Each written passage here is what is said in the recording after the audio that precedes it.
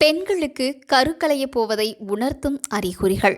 கர்ப்பமாக இருக்கும் ஒவ்வொரு பெண்களுக்கும் மிகுந்த பயத்தையும் வருத்தத்தையும் ஏற்படுத்தும் விஷயங்களில் ஒன்று கருச்சிதைவு. ஏராளமான கனவுகளை சுமந்து கொண்டு வாழ்க்கையில் புதிய அத்தியாயமாய் தாய்மையை அனுபவிக்க தயாராகும் பெண்களுக்கு இந்த வார்த்தையை கேட்கும்போதே ஒரு மாதிரியான பயம் ஏற்படும்.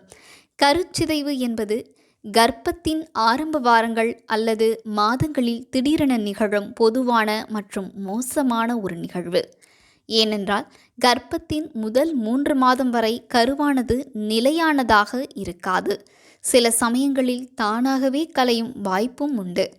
இதனால்தான் ஒரு பெண் கர்ப்பமாக இருக்கும் விஷயத்தை 3 அல்லது 5 மாதங்கள் கழித்துதான் உறவினர்களுக்கு தெரியப்படுத்துவார்கள். இப்படி கரு தானாகவே கலைந்து போகும்போது பெண்களுக்கு எந்த மாதிரியான அறிகுறிகள் இருக்கும் என்பதை இந்த பதிவில் விரிவாக பார்க்கலாம்.